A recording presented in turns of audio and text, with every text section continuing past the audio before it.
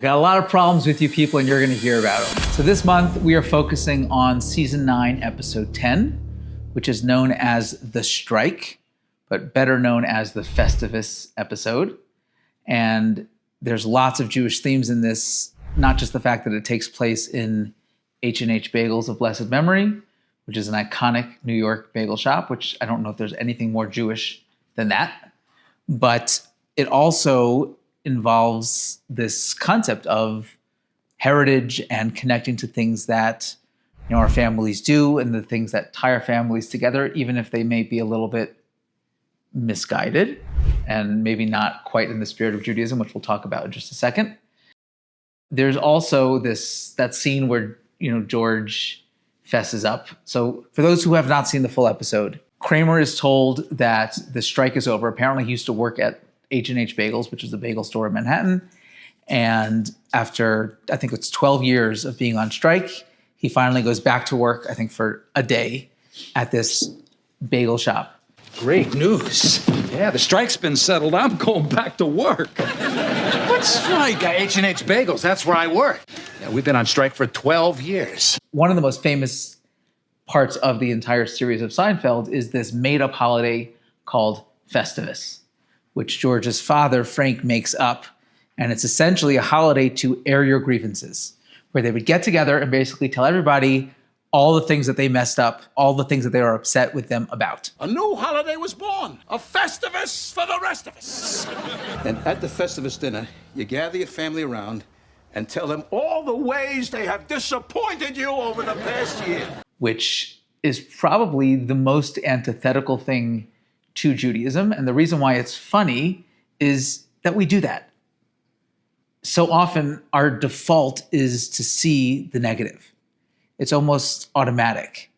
It's so much easier to see the negative than it is to see the positive. One of the things we do at the Seder on Passover is we ask the 4 questions. And one of the 4 questions we ask is, why on this night are we dipping? We say, the whole year we never dip. And on this night, we're dipping not once, but twice. So I forgot who it was, but one of the Hasidic Rebbes asked the question. He said, well, wait a second.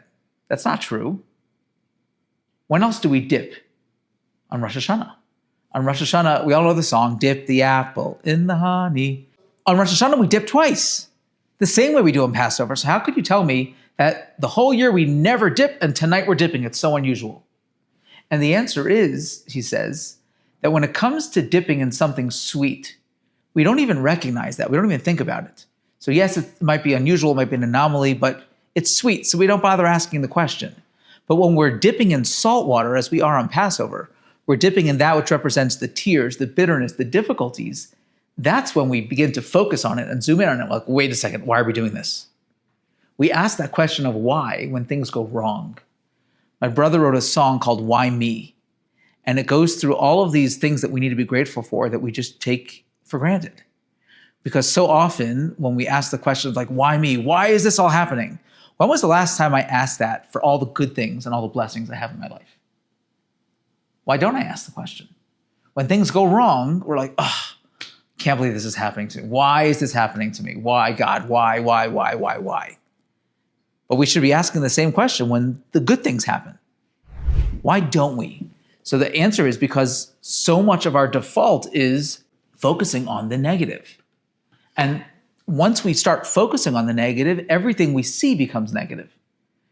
When the Jewish people go through the splitting of the sea and they get to the other side, and it says that they journey in the desert and there's no water and they are panicking. There's nothing to drink and they think they're going to die. And they finally get to a place called Marah. And our sages tell us that it was named Marah later. It wasn't the original name when they got there. So they get to Marah, and there's water, finally.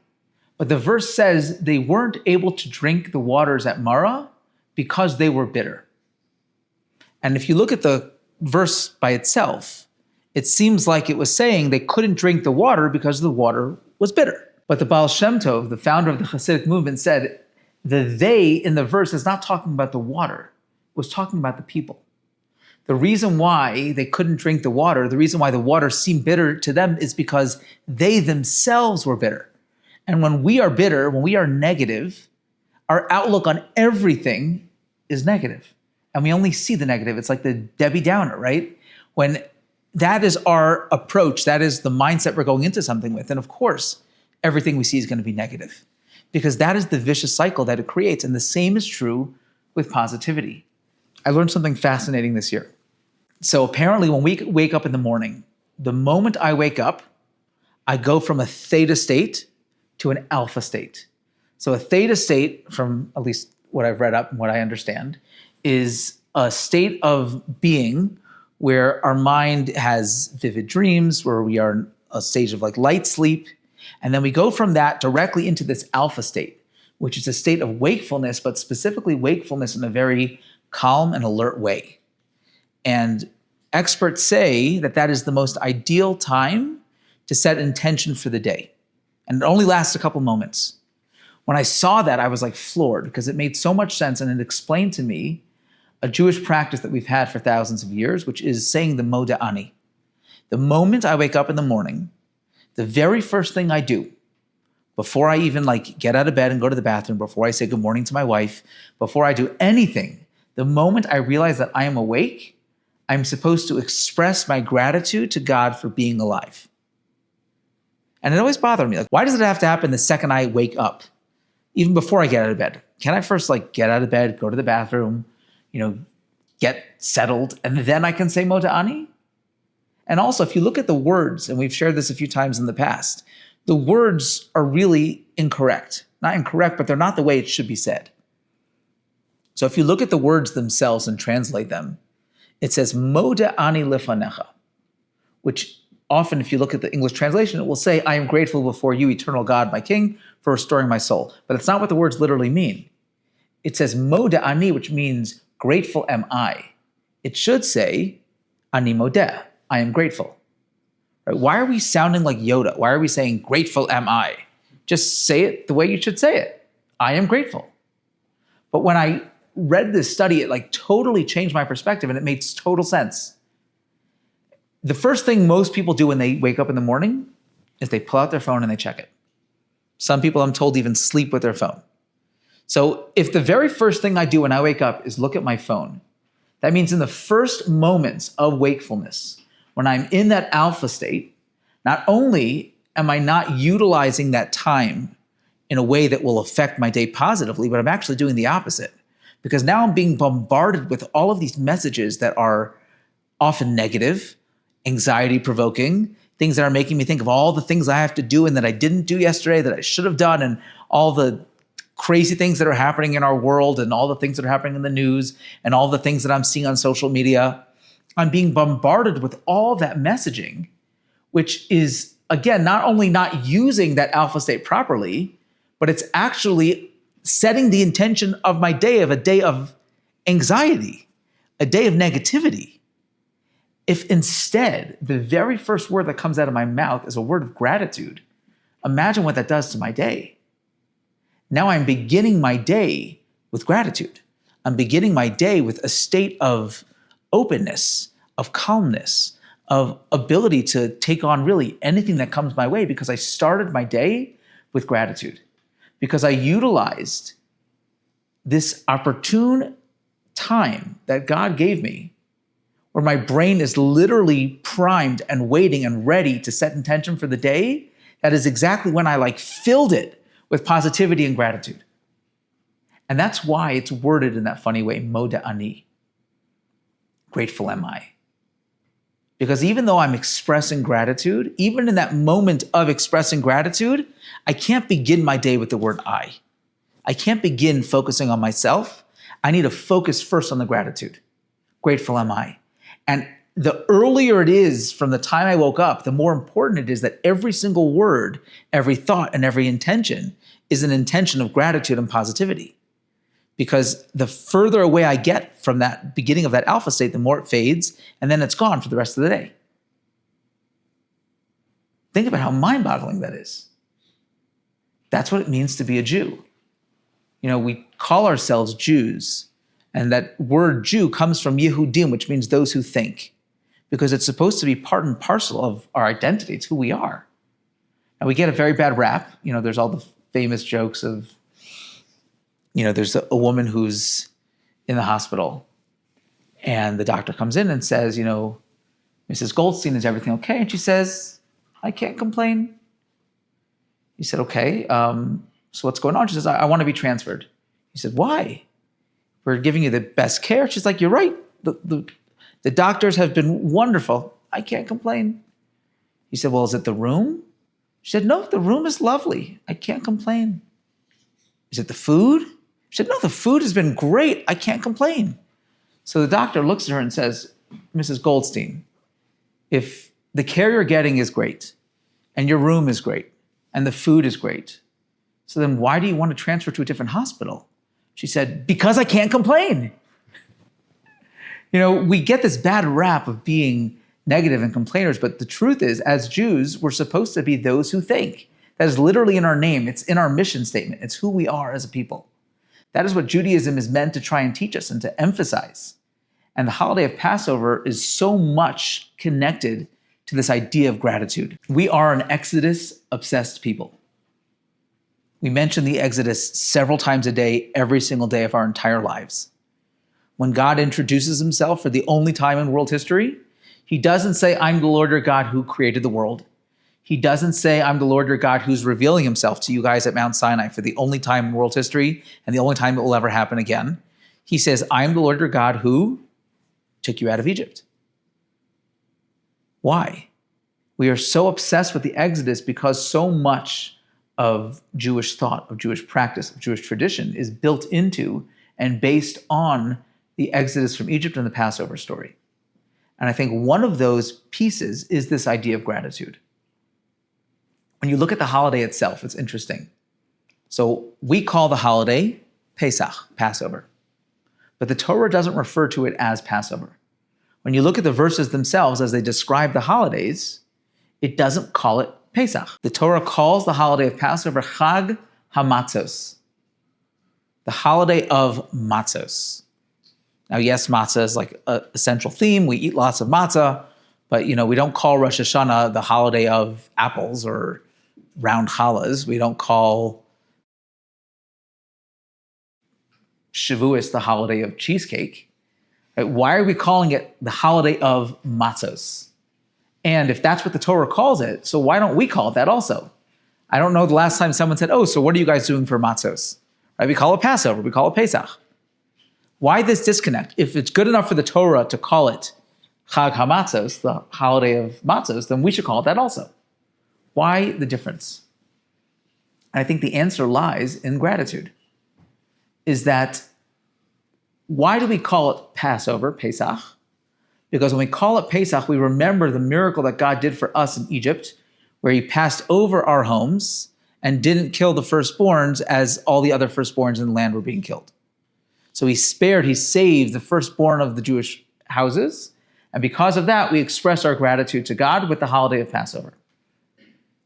But Hashem, the Almighty, doesn't call it that because he doesn't focus on what he did for us. He focuses on what we did for him, so to speak. What do we do? What's our mitzvah of Pesach? The mitzvah is eating matzah. So when we focus on the holiday, we focus on what God does for us. And when God calls the holiday, he focuses on what we, so to speak, do for him. Because that's what gratitude is all about. It's not about thinking about all the things that are coming to me. It's about thinking about all the things that I don't deserve, that I was given. We focus on what we received and on how we were the recipients of that good.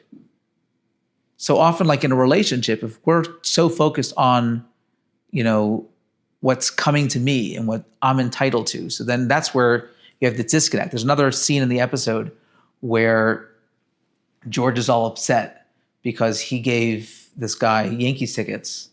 And, in return, as a thank you, he gives him a card that says a donation was made in his honor. Something from what land? See? You give and you get. This is what I'm trying to teach you. This holiday season, a donation has been made in your name to the Children's Alliance. Oh, that's nice. I got him Yankee tickets. He got me a piece of paper saying I've given your gift to someone else. To a children's charity. Don't you see how wrong that is? Where's your Christmas spirit? An eye for an eye. Now, that's very upsetting if the reason why you did something nice for somebody else was because you thought you were going to get something nice back for you.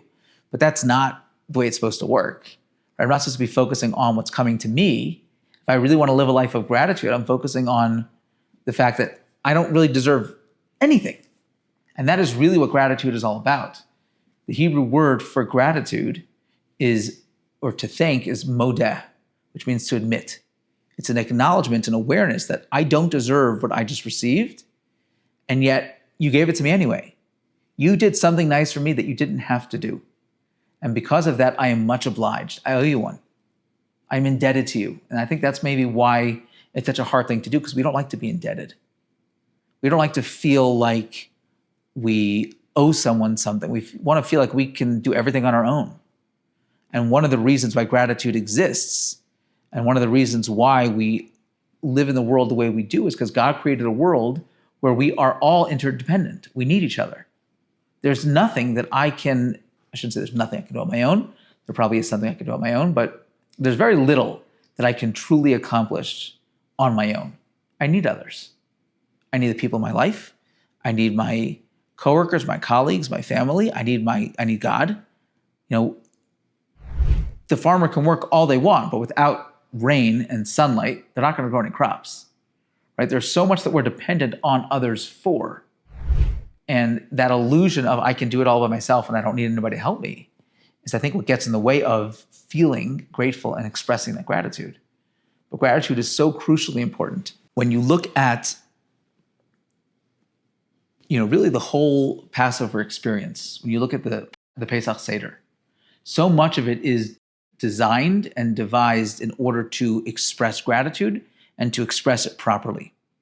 Really from beginning to end. Not just in the name itself, right? Yes, the name we explained shows how we're focusing on the gratitude of what God did for us. But if you look at every part of the Seder, every part is expressing gratitude in a very, very specific way. Probably the most well-known song in the Seder is Dayenu. And you go through the steps of Dayenu and it doesn't make any sense. If God would have taken us out, split the sea and brought us onto dry land, and he, wouldn't have brought us to the other side, it would have been, no, it wouldn't have. If he would have taken us out of Egypt and not given us the Torah, it would have been enough. We know the whole point of taking us out was to give us the Torah. And if he would have done that, it doesn't make any sense. He would have taken us out of, brought us through the desert and not given us the manna to eat, it would have been enough. No, it wouldn't have. We would have died of starvation. So you look at each step of Dayenu and none of it makes sense. None of it's true. But the answer is, it's not an intellectual construct. Dayenu is not about intellectually going through every step and saying, well, if it would have just been this, it would have been enough. It wouldn't have been enough. It's about a feeling. It's about an awareness. It's about a recognition and a practice of gratitude. It's about an attitude of gratitude. It's this awareness that in each one of these steps, that is something I need to be grateful for. So often, when we get something, we're like already thinking about and looking towards the next step and the next step and the next step and the next part, without realizing that there are so many things that led up to this very moment. There was a guy, A.J. Jacobs. He spent a full year of his life trying to thank every person that was involved in his morning coffee. And he worked backwards. So he started off by thanking he went to the barista first, and then he went to all the way to like the trucks that delivered it, the people who worked on the roads that, paved the asphalt, the people who made the lids. And when he thanked them, he didn't just say thank you, he actually thanked them for what they did. If you notice on a to-go cup, a coffee cup, the lid has a little hole so that when you drink the coffee, you can actually smell the aroma as you're drinking it. He thanked them for that. The person who made the sleeve that the coffee cup goes into. He went all the way to Colombia to thank the people who grew the beans and the person whose job it is to taste the beans and make sure they're okay. A full year thanking thousands of people for his cup of coffee. We don't even think about that. We don't think about all of the people and steps and things that go into literally every aspect of our lives. There is so much we need to be grateful for. So that's really what Dayenu is all about. It's going through all of those steps. One of the things we say in the Haggadah on Passover night is this declaration about how God saved Jacob all the way back when Lavan was trying to cheat him out of everything, and he tried to kill him and destroy him. And it goes through this whole history of going from the patriarchs to where we are today. And it's actually the same declaration that was read when a person would bring the bikurim, the first fruits, in biblical times. So a person, as soon as the fruits would grow, they would bring the very first fruits that would grow, they would bring them to the temple. And when they got there, they would make this declaration. And you would think that the declaration would say, thank you, God, for giving me this fruit. Thank you for this apple. But that's not what the declaration said. Instead, we talked all about the patriarchs and how God saved Abraham and Jacob, and how he took us, we were slaves in Egypt, and how he took us out. And you'd think, what does any of that preamble have anything to do with the first fruits? But the answer is it has everything to do with it.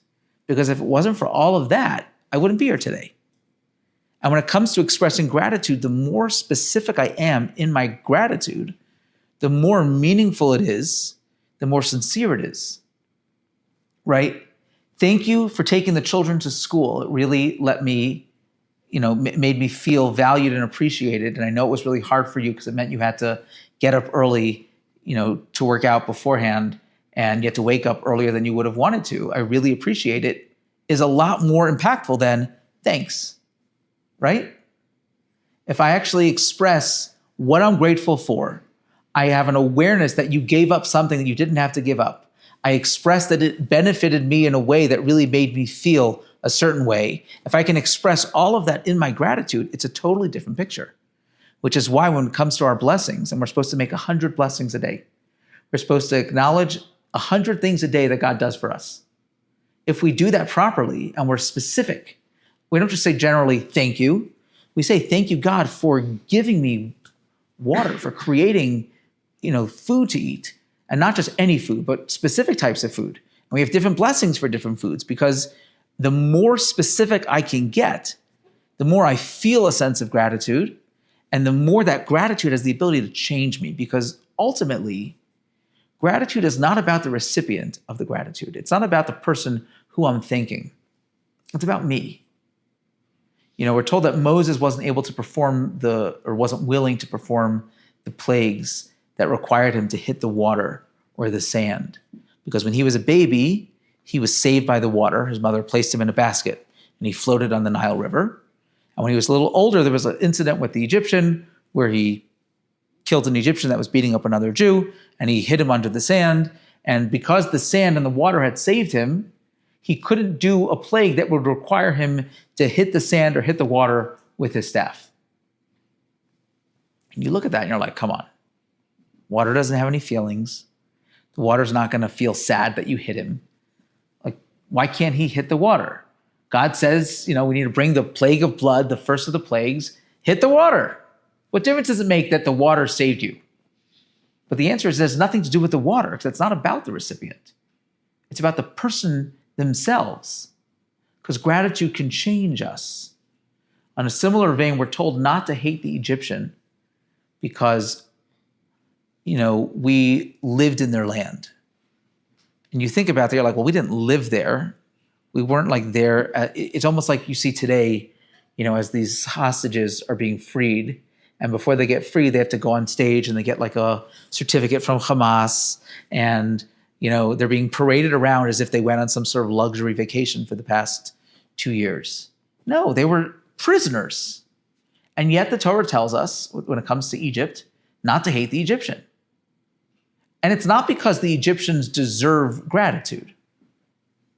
They were terrible and horrible to us, but they might have done one or two things that benefited us in some way.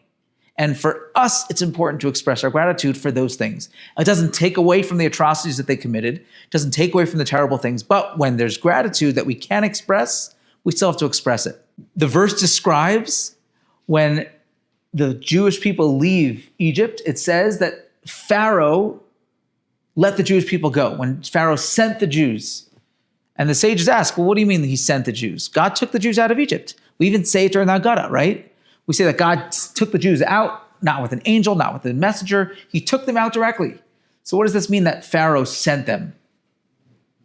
The Medrash explains that Pharaoh escorted the Jewish people out, and because of that, he gets the credit as if he sent them out, because he escorted them. He did something nice. We did one nice thing. even for something like that, even for a terrible person, we express our gratitude. Not because Pharaoh deserves it, but because it changes us as a person. Gratitude is transformational. Studies show that when people express gratitude regularly, they are 25% happier than the general population. They're something like 15% less likely to develop chronic illness. They, 23% lower levels of cortisol, which is the stress hormone. When we are expressing gratitude, we're happier, we're less stressed. It makes us better, stronger, happier people. This comes from Haggadah itself. We say this every year, and it should make you scratch your head. We say, had God not taken us out of Egypt, we would still be slaves to Pharaoh today. And you're like, really? Something would have happened, right? Over 3,000 plus years, we would have figured out a way to get out of there, right? What do you mean we would still be slaves to Pharaoh?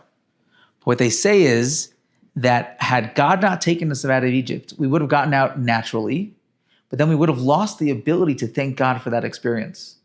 And another thing that gratitude does, which is so crucial, is it builds relationships.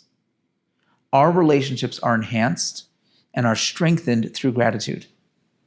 And by God taking us out, instead of Pharaoh being the one to do it, or instead of the Jewish people devising some plan to escape, by God taking us out and us being aware of the fact that he took us out, it gives us the opportunity to express our gratitude and to build that relationship with him. In the silent prayer, when we say our Thanksgiving blessing, we thank God al she'anachnu modim lach, which is translates funny. It's like we thank God for thanking. Like, what does that even mean?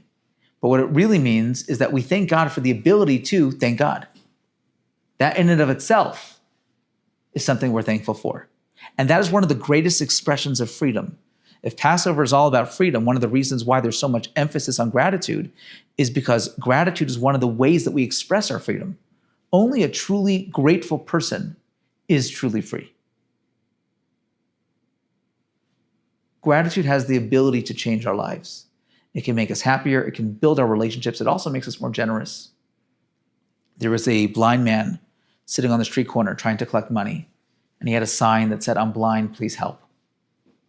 And nobody was passing by. Everyone was ignoring him, wasn't making any money. And somebody walked by and he saw the guy and he saw the sign.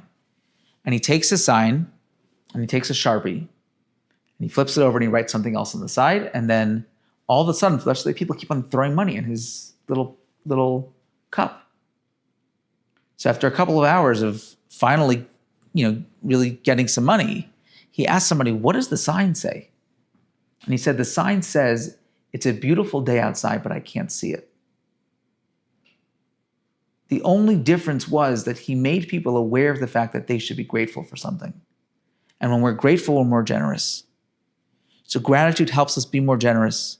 It helps us be happier, healthier, and helps strengthen our relationships. Gratitude is one of the most important things that we have, and that's what it means, again, to be a Jew. It means to be Yehudim, to be those who are grateful, those who feel gratitude and express that gratitude. And that is one of the foundations of the holiday of Passover and one of the foundations of Judaism and what Judaism is all about. So Festivus is not quite a Jewish holiday. I think the idea of holding on to family traditions is something that's really important, really crucial.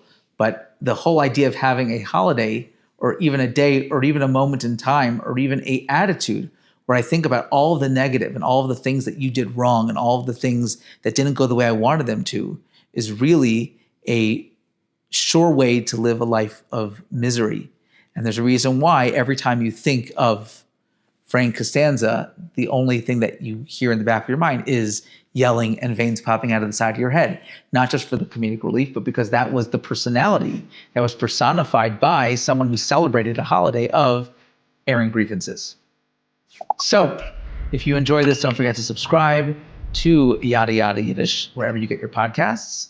Share with a friend, leave us a 5-star review so others can find it as well. And you can now catch all 6 of our Joy podcasts at joydenver.com/podcasts. You can find a link to that and everything else in our show notes. So thanks, and we'll see you back here next month.